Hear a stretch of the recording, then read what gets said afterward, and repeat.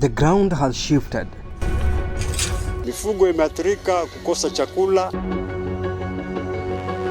The world is racing towards a fragile balance between humanity and the planet, if not living it.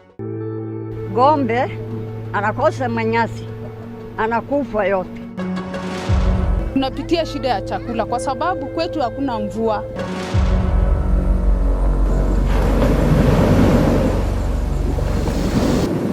As the effect of the unyielding force of climate change reverberate across continents. Kwa wakati huu naona kama samaki wamepungua.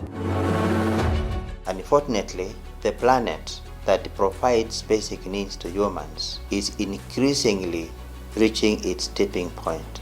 Confronted by the challenges of climate shocks, floods, and droughts, communities are weaving compelling narratives.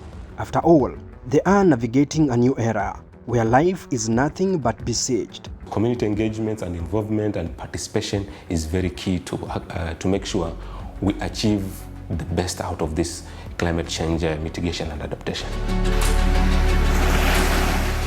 The coastal regions of Kenya are not spared. They have become entangled in this global struggle. Tulikuwa tunategemea mvua, mpaka mvua inyeshe ndio nipande, kama ni Kenya nitapanda, napanda kila kitu. Sasa zingine unaweza pata, sasa zingine unabahatisha. In Kilifi County, the vibrancy of coral reefs and the serenity of pristine beaches are under siege. They are bearing the impact of rising temperatures. The unpredictable weather patterns are casting a detrimental effect on the once thriving fishing communities. Issues of reduced harvest in agriculture, we have emerging diseases in health, we have depletion of forests, both mangroves and hinterlands, in forestry and environment. And these, amongst many, are issues that come as a result of climate change. The ocean has receded back, like maybe with 500 meters, more than 500 meters.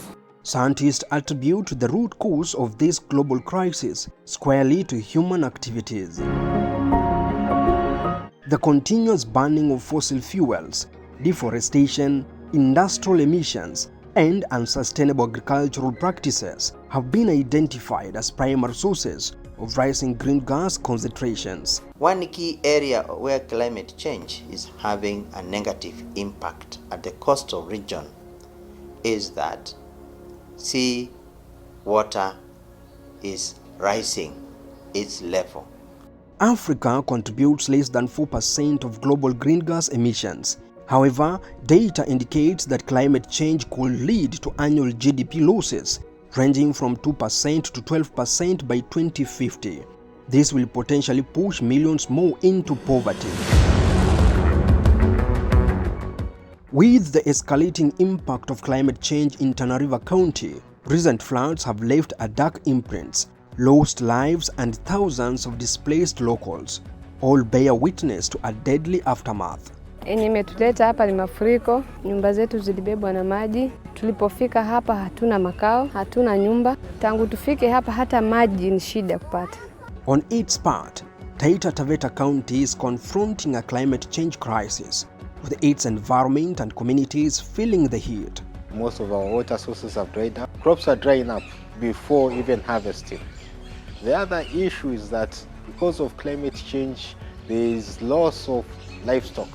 The rapid pace of climate change poses a profound challenge for numerous plants and animal species, pushing them to the brink. Biodiversity, a crucial component of our ecosystems, is already showing signs of strain. This poses a threat to the local wildlife. The only Miombo woodland we have in Kenya is in Arabuko, Sokoke, and Dakaja woodland. Trees are dying. Full mature trees are dying because the root levels now cannot access fresh water, and possibly because of sea level rise and the underground aquifers, those trees are now taking in salt water. As climate change rapidly advances, outpacing our mitigation efforts, communities are now grappling with the fierce nature of their surroundings. Kilifi County has proactively addressed the impact of climate change by incorporating stringent legislative policies into its climate action plan. The objective of this act is to mainstream climate change issues in all sectors of departments within Kilifi. Simultaneously, communities emerge as pivotal actors in climate action, positioned on the forefront to not only witness the effects of climate change, but also to actively implement and contribute to solutions.